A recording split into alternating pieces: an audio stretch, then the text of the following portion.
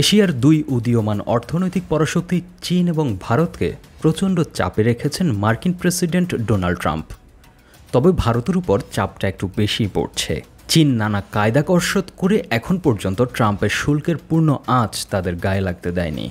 রয়টার্সের তথ্য অনুসারে যুক্তরাষ্ট্র ও চীন পরস্পরের পণ্যে 3 অঙ্কের শুল্ক আরোপ এড়াতে আজ থেকে আরও 90 দিনের জন্য শুল্ক বিরতির মেয়াদ বাড়িয়েছে।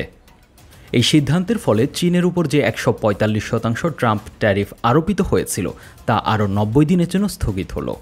এই অন্তর্বর্তীকালীন সময়ের জন্য চীনের উপর আরোপিত শুল্কের হার হবে 30%, যা ভারতের উপর আরোপিত ট্রাম্পের নতুন 50% শুল্কের চেয়ে অনেক কম। বাণিজ্য বিশ্লেষকরা বলছেন, মার্কিন বাজারের একটা অংশে চীন ভারতের সাথে তীব্র প্রতিযোগিতায় লিপ্ত আছে বাংলাদেশও, আর সেটা হলো মার্কিন তৈরি পোশাক খাত। মার্কিন তৈরি পোশাকের বাজারে মোট রপ্তানির পরিসংখ্যানে দেখা যায় চীন মার্কিন বাজারের 20% দখল করে রেখেছে। অন্যদিকে ভিয়েতনাম 16%, বাংলাদেশ 10% আর ভারত 6 থেকে 7% মার্কিন বাজার দখল করে আছে।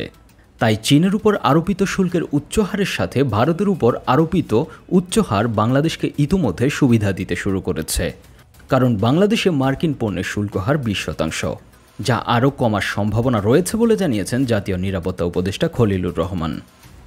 এদিকে সাম্প্রতিক খবরে জানা যাচ্ছে মার্কিন প্রেসিডেন্ট ডোনাল্ড ট্রাম্প ভারতীয় পণ্যে ব্যাপক হারে পাল্টা শুল্ক আরোপ করায় ভারতের অর্থনীতিতে ধাক্কা লাগতে শুরু করেছে, আর এর স্পষ্ট প্রভাব পড়ছে ভারতীয় পোশাক খাতে। ইতিমধ্যে মার্কিন যুক্তরাষ্ট্রের e-commerce giant Amazon, Walmart, Target, Gap সহ বড় বড় মার্কিন ক্রেতা প্রতিষ্ঠানগুলো ভারত থেকে পোশাকের ক্রয় আদেশ স্থগিত করেছে। বিশ্লেষকরা বলছেন এর সুফল পেতে পারে বাংলাদেশ। একাধিক সূত্রে জানা যাচ্ছে পার্ল গ্লোবালের মতো ভারতীয় কারখানাগুলো বাংলাদেশে স্থানান্তরের পরিকল্পনা করছে।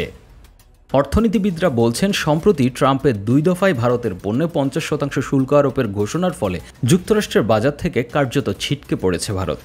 তাই মার্কিন বাজারে কিছু কিছু ভারতীয় পণ্যের বিকল্প হওয়ার সুযোগ আছে বাংলাদেশের। এদিকে পরিসংখ্যানে দেখা যাচ্ছে গত 20 এপ্রিল মার্কিন প্রেসিডেন্ট ঘোষিত লিবারেশন ডে শুল্কের ফলে বাংলাদেশ থেকে যুক্তরাষ্ট্রে পোশাক রপ্তানি বেড়েছে।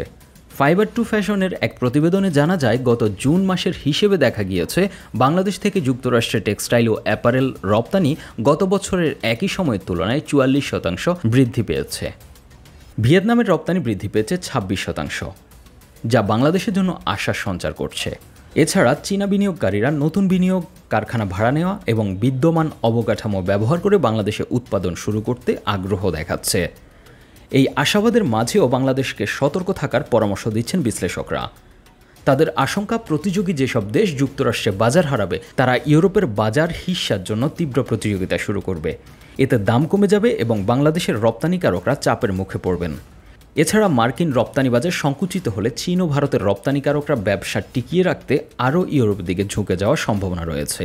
তাই বাংলাদেশের উচিত ইউরোপের বিদ্যমান বাজার হিস্যা ধরে রেখে মার্কিন বাজারের নিজেদের হিস্যা বাড়ানো।